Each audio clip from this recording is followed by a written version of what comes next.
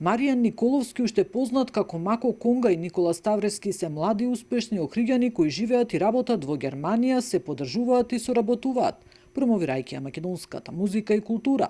Маријан уште од најмала возраст бил поврзан со ритмот, особено со конгите по кои го носи уметничкото име.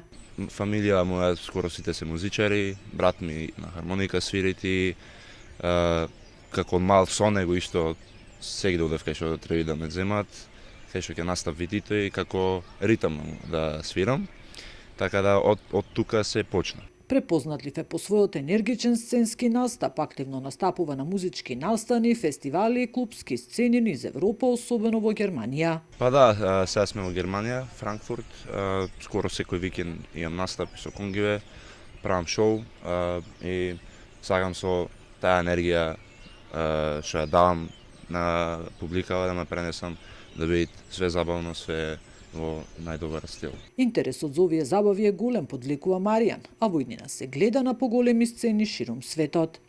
Па со оглед на тоа дека во Германија не сум видел досега да имат конга шоу, имат побарувачка и луѓето го барат едноставно тоа шоу и заинтересирани се многу. Во иднина се гледам да бидам на поголеми сцени, не само пример во Германија на едно место, туку да се шириме низ целиот свет. Во иднина имам исто настапи во Хрватска, како Дубровник, Загреб. Тоа се сите летни настапи, летна сезона. Така да се најам дека ќе бидат и до тогаш ќе имаме исто и други настапи.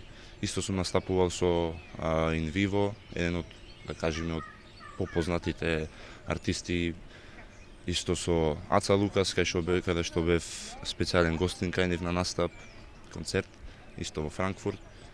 Во Штутгарт сум настапувал исто. Неговата музичка приказна е инспирирана од латино и шпанска музика, како и од македонски ритми и мелос. Само љубов и мотивација, со љубов све може да се успее, ако имаш цел, све може. Нормално не е лесно, тешко е, треба да дадеш напори, секој викенд не е лесно, петок сабота да свириш и плюс да удираш, така да јас ова со љубов го правам и све може да се постигне да имаш љубов. Никола Ставрески пак своите почетоци ги започнува како јутјубер. Почетоците за јутубер се уште од мои мали години, од прилика 14 години. На мои 14 години почнав да се занимавам како јутубер. Еден мој другар, во тој момент немавме телефони, уште сега моментов секој дете има телефони, но во тој момент немавме сите телефони, јас пример немав телефон, другар ми имаше телефон и да ти ми покажи на YouTube, види што видео го објавив јас. Јас бев како го направи ова, пошто тој имаше снимано игра, во тој момент многу беше популарно да се снимат игри и бевме многу инспирирани од српски јутубери. И да тој кај мене ми викаат, види, почнав да снимам, јас му викам како едно друго и така почнавме да снимаме всушност за YouTube. Тој ми беше инспирација некако. Охриѓанецот Никола снима подкасти, видеа, фотографира, работи дигитален маркетинг, а ги менаџира и настапите на Маријан. Сега во моментов ќе се фокусирам на малце поедукативна содржина. Сакам да представам на луѓето како е животов на еден ауслендер во Германија. Снимам еден вид на подкаст и идејава ми е да имам поќе интервју од поќе бизнис луѓе, од обични луѓе што работат и Макдоналдс, што имат и своји бизниси, да представам како всушност тие дошле во Германија и како успеале да изградат еден бизнис надвор од нашата држава. 20.000 следбеници имам, бев активен пред 3 години, потоа почнав да се занимавам со дигитален маркетинг. Сега моментов сум малце фокусиран поќе на дигиталниот маркетинг, но желбата уште ми е тука да снимам на YouTube, поради тоа што уште од мал сум во тоа, благодарен сум многу на YouTube, поради тоа што YouTube ми ги даде сите се што знам во овој момент е благодарение на YouTube.